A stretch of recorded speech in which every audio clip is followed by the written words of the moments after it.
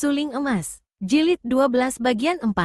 Berdebar jantung Busong. Jelas bahwa ia benar-benar akan disuruh mengikuti ujian ke kota raja. Tak enak hatinya, akar-akar obat dan kulit ular dan harimau itu adalah simpanan mereka, hasil perburuan bertahun-tahun. Suhu, selain pakaian untuk Ticu, apakah tidak ada lain pesanan? Pakaian untuk Eng Moy, untuk Suhu sendiri, atau lain keperluan? Kim Mo Taisu menggeleng kepala. Busong, ketahuilah, aku segera akan turun gunung, pergi ke kota raja, mencarikan tempat untukmu. Kau jaga adikmu baik-baik sampai aku pulang. Setelah aku pulang, kaulah yang akan pergi mengikuti ujian. Setelah itu baru kelak kita bicara tentang yang lain-lain. Guru ini menarik napas panjang dan Busong tidak berani membantah lagi. Cepat ia mengumpulkan barang-barang itu, mengikatnya menjadi satu, menggulung kulit dan menyediakan pikulan. Barang-barang itu sudah kering, tidak terlalu berat, apalagi Busong sudah biasa turun naik puncak sambil memikul beban. Sudah menjadi pekerjaannya sehari-hari. Ia agak merasa heran mengapa Eng-Eng belum juga muncul. Ingin ia bertemu dengan gadis itu sebelum ia pergi ke dusun Hekteng. Akan tetapi karena matahari sudah mulai muncul dan gadis itu belum keluar, ia tidak berani menanti lebih lama lagi. Barang-barang itu lalu dipikulnya dan mulailah ia menuruni puncak menuju ke dusun Hekteng yang letaknya di lereng Gunung Minsan bagian barat. Hari sudah siang ketika ia tiba di dusun Hekteng dan langsung ia menuju ke rumah Kuisam. Pedagang itu girang sekali menerima kiriman barang-barang yang baginya amat berharga dan menguntungkan itu. Kalau barang-barang ini dibawa ke kota akan menghasilkan uang banyak. Akan tetapi pada saat Busong tiba di situ, Kuisam sedang sibuk sekali dan di situ berkumpul semua penduduk dusun Hekteng. Maka sesingkatnya saja Busong menyampaikan semua pesan suhunya yang diterima baik oleh Kuisam. Busong kemudian bertanya, Kuisam Lopek, ada apakah ramai-ramai ini? Mengapa semua paman berkumpul di sini dan menyiapkan tombak dan obor seperti orang mau perang saja?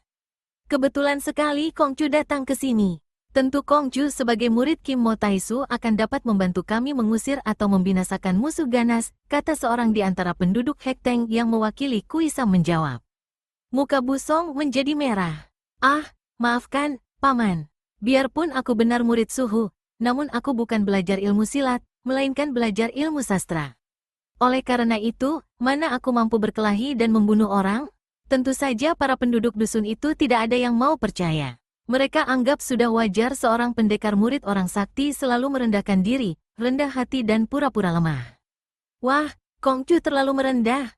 Kuisam tertawa bergelak. Gurumu memiliki kepandaian seperti malaikat, tentu muridnya lihai sekali. Lagi pula kami bukan hendak membunuh orang, karena musuh kami bukan orang. Bukan orang? Lalu, apakah musuh kalian? Burung. Burung raksasa yang dalam waktu sebulan ini sudah menghabiskan 10 ekor domba kami.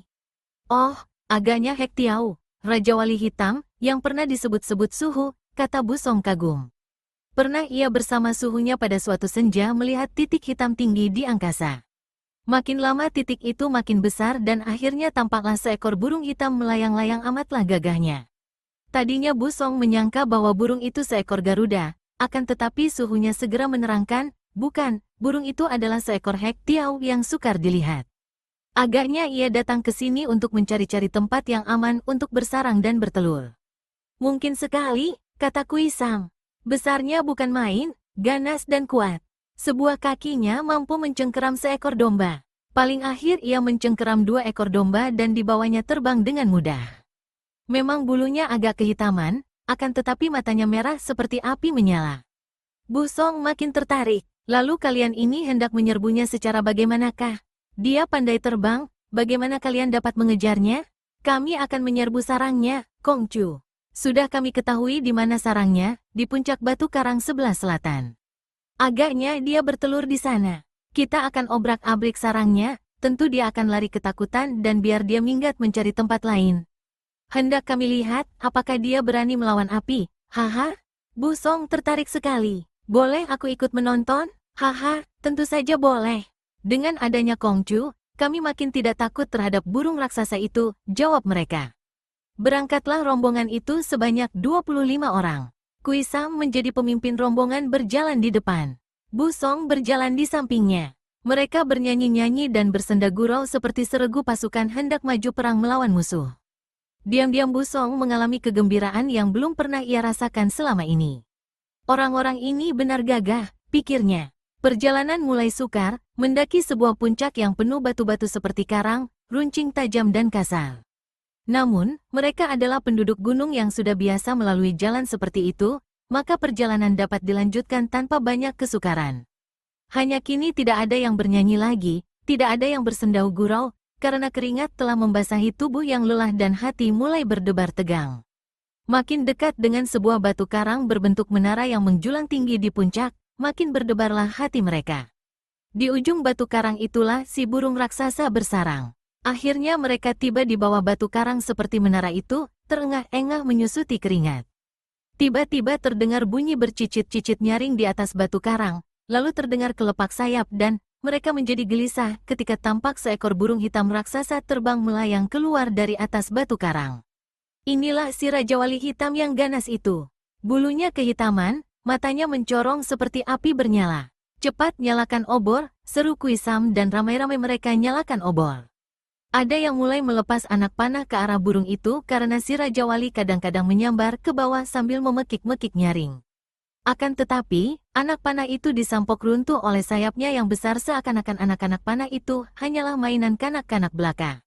Orang-orang itu berteriak-teriak dan mengacung-acungkan tombak serta obor. Benar saja, karena melihat api, burung itu tidak berani menyerang, hanya terbang mengitari mereka dari atas sambil memekik-mekik marah. Selama orang-orang itu berkumpul dan melindungi kepala dengan api, burung itu tidak berani apa-apa.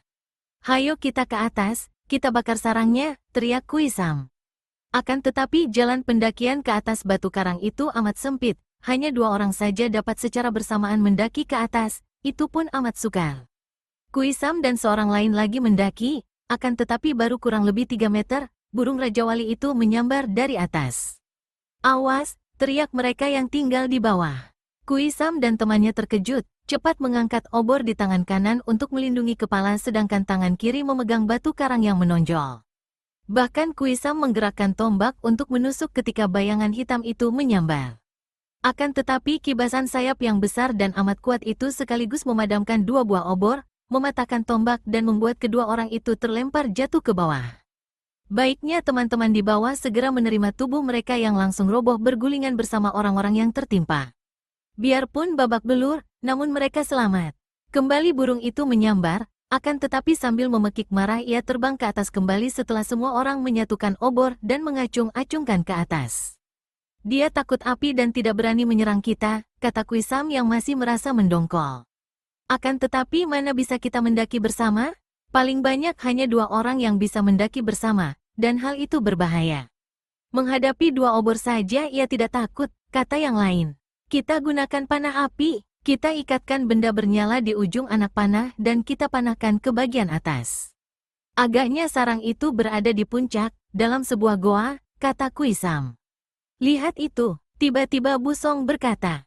Pemuda ini sejak tadi menonton dan tidak ikut-ikut membawa obor. Ia merasa kagum bukan main menyaksikan gerakan dan sepak terjang burung Raja Wali Hitam itu.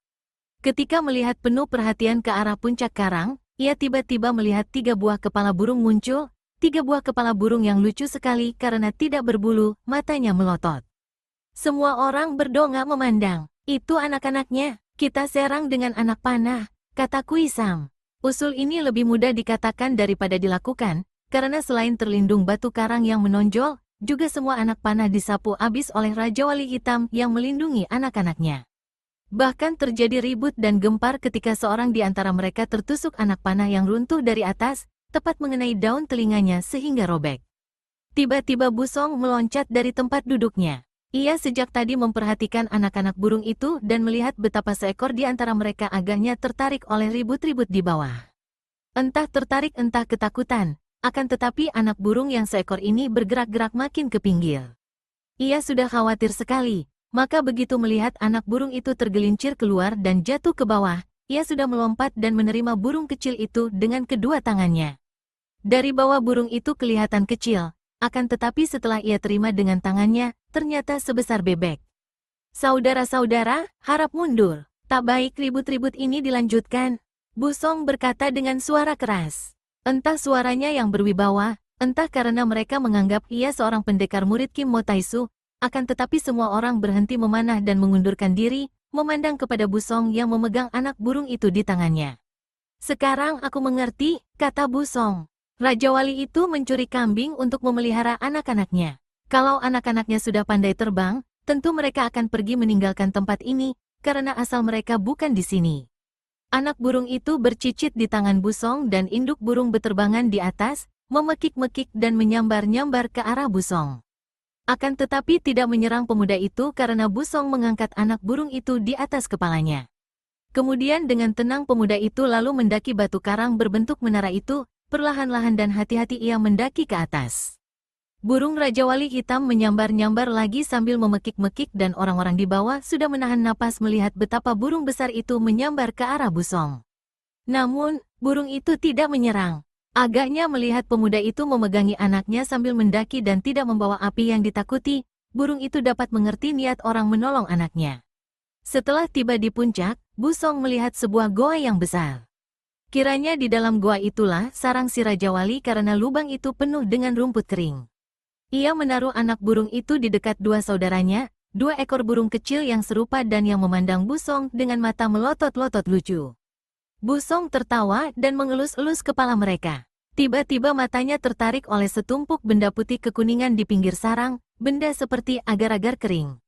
Ia teringat akan cerita suhunya tentang khasiat liur burung yang sudah kering dalam sarang burung walet, maka tanpa ragu-ragu ia lalu mengambil setumpuk benda itu, kemudian turun lagi ke bawah.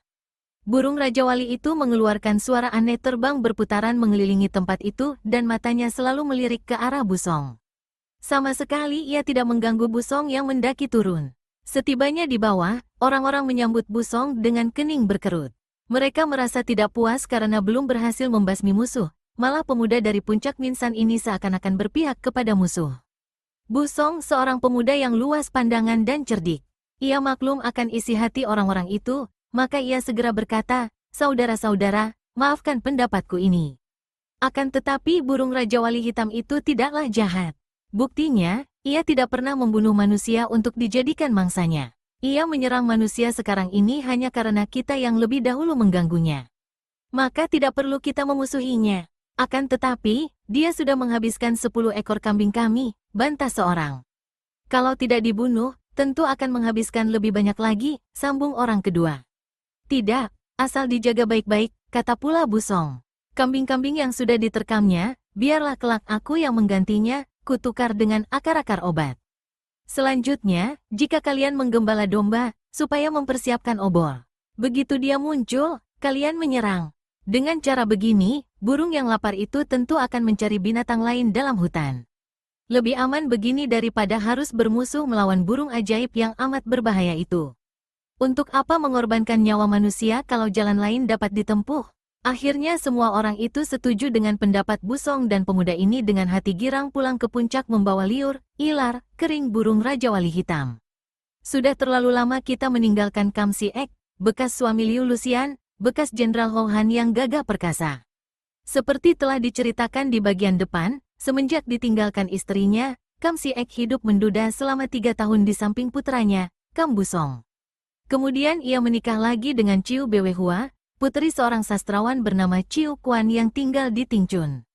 Peristiwa ini menekan perasaan Bu Song yang lalu minggat meninggalkan rumah ayahnya. Tentu saja kepergian putranya itu menyedihkan hati Kam Si Ek yang melakukan segala usaha untuk mencari putranya, namun sia-sia belaka. Baru setelah istrinya melahirkan anak, kesedihan Kam Si Ek yang kehilangan Bu Song agak mereda, sungguh pun ia masih senantiasa teringat dan berusaha mencari putranya yang sulung itu. Jenderal Kam Si Ek adalah seorang panglima yang setia dan mentaati perintah atasan. Biarpun ilmu silatnya tidak amat hebat, namun kepandaiannya terkenal sekali dalam hal mengatur barisan dan menggunakan siasat perang. Dengan siasatnya yang cerdik, Jenderal Kam Si Ek sanggup menghadapi musuh yang jauh lebih besar bala tentaranya. Berkat kepandaiannya mengatur bala tentara inilah maka Ho Han menjadi kuat sekali. Biarpun berkali-kali pihak musuh, terutama pasukan-pasukan Hitan, berusaha menyerbu, selalu dapat dipukul hancur dan digagalkan. Nama Jenderal Kam Si Ek terkenal sampai di luar daerah, sampai di Hitan dan di kerajaan-kerajaan lain yang pernah memusuhi Ho Han. Akan tetapi hati Kam Si-ek makin lama makin bercuriga terhadapi Gubernur Lee Ko-yung di Shanxi. Tadinya Lee Ko-yung ia anggap seorang yang setia kepada kerajaan dan seorang pejabat tinggi yang tidak mempunyai ambisi pribadi. Kemudian ia dapat tahu bahwa Gubernur Shanxi ini mempunyai cita-cita untuk membangun kerajaan sendiri di Shanxi, apalagi setelah kerajaan Tang makin lemah. Kam Si-ek mendengar bahwa Gubernur Lee ini ikut pula membantu dan bersekutu dengan pemberontak. Pada saat itu juga Kam Si-ek sudah mengambil keputusan untuk mengundurkan diri. Akan tetapi pada hari ia hendak mengirim surat permohonan berhentinya kepada gubernur, tiba-tiba Shanxi diserang oleh gelombang pasukan Khitan yang amat besar. Biarpun Kam Si-ek sudah tidak suka untuk mengabdi kepada Gubernur Lee Ko-yung yang mengkhianati kerajaan Tang, namun Kam Si-ek masih mengingat akan nasib rakyatnya. Maka ia cepat-cepat mengenakan pakaian perang, membantah cegahan istrinya yang menggendong putrinya yang baru berusia 4 tahun. Kini Ciu Bewehua telah mempunyai 2 orang anak, yang pertama laki-laki berusia 6 tahun diberi nama Kam Busin, yang kedua perempuan yang digendong itu bernama Kam Sian-eng. Bukankah sudah bulat keputusanmu hendak meninggalkan Shanxi dan kita mengundurkan diri ke gunung? Mengapa sekarang kau hendak maju perang lagi? Antara lain istrinya memperingatkan. Bala tentara Khitan yang menyerbu kali ini amat besar dan kuat.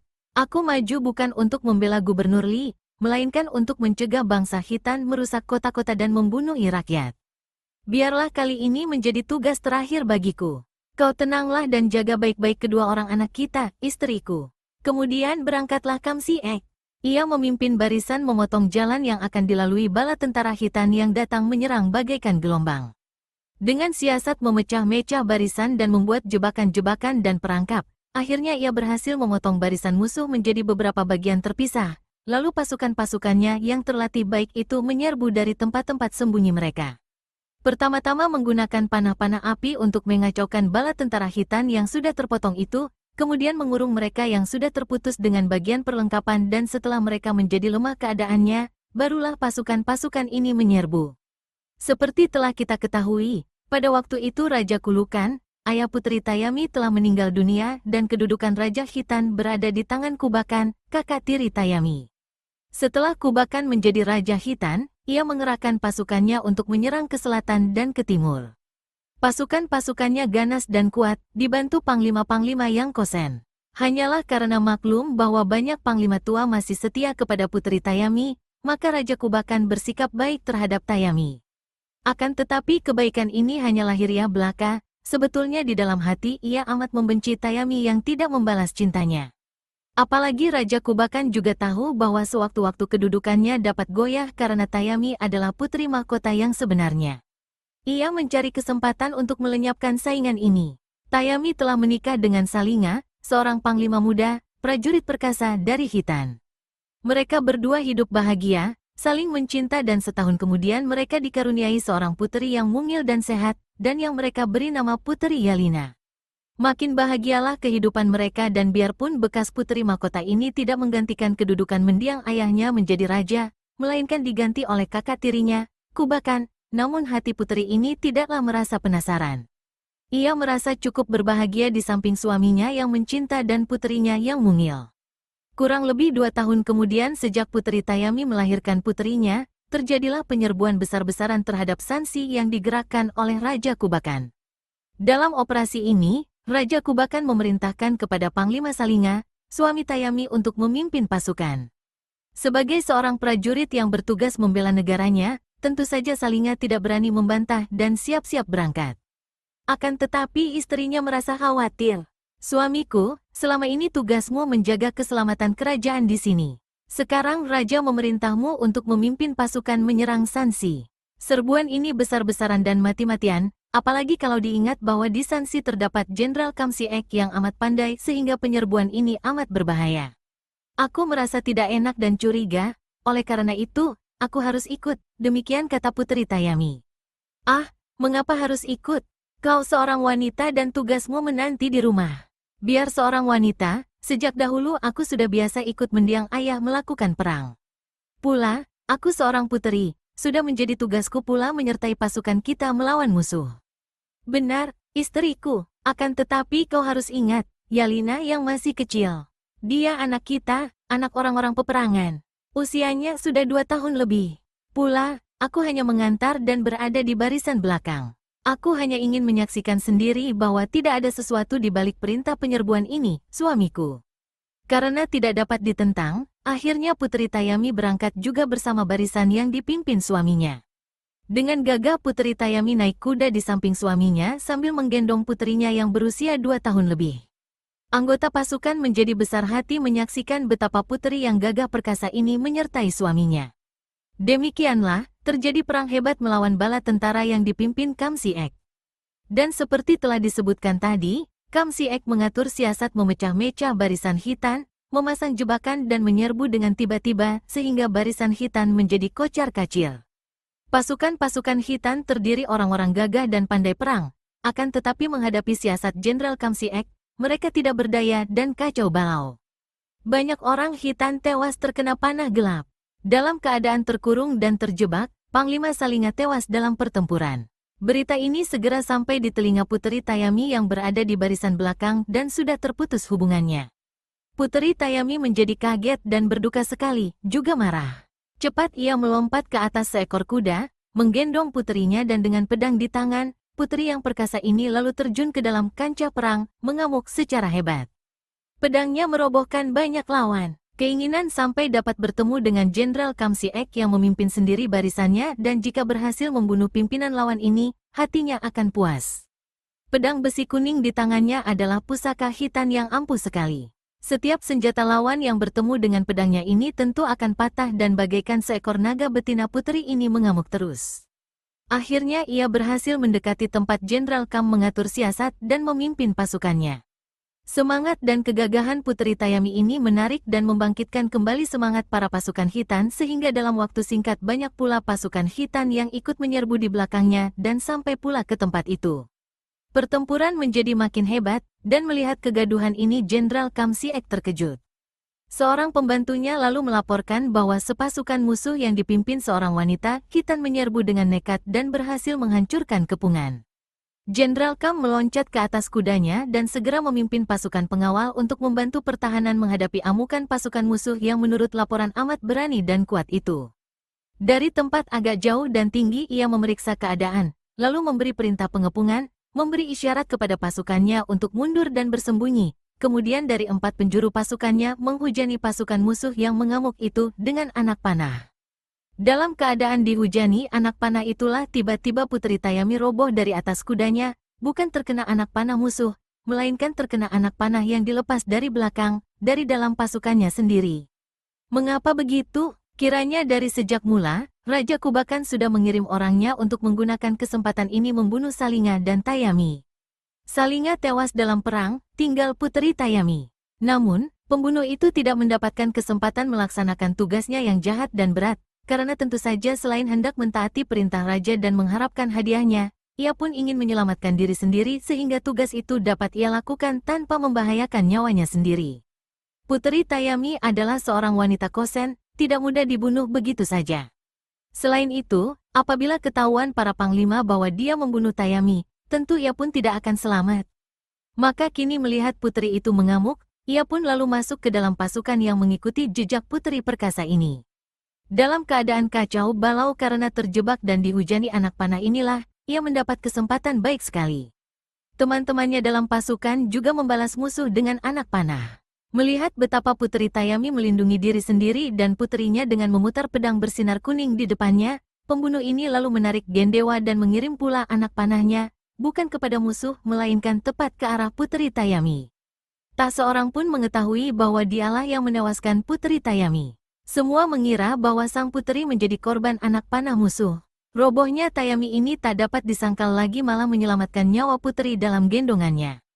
Setelah ia roboh, putri itu tetap memeluk putrinya, melindunginya dengan tubuh dan dengan pedang besi kuning. Robohnya putri ini mengagetkan pasukan Khitan, apalagi karena selain sang putri, banyak pula anggota pasukan roboh terkena anak panah. Mereka menjadi agak panik dan kacau, sungguh pun mereka tidak takut.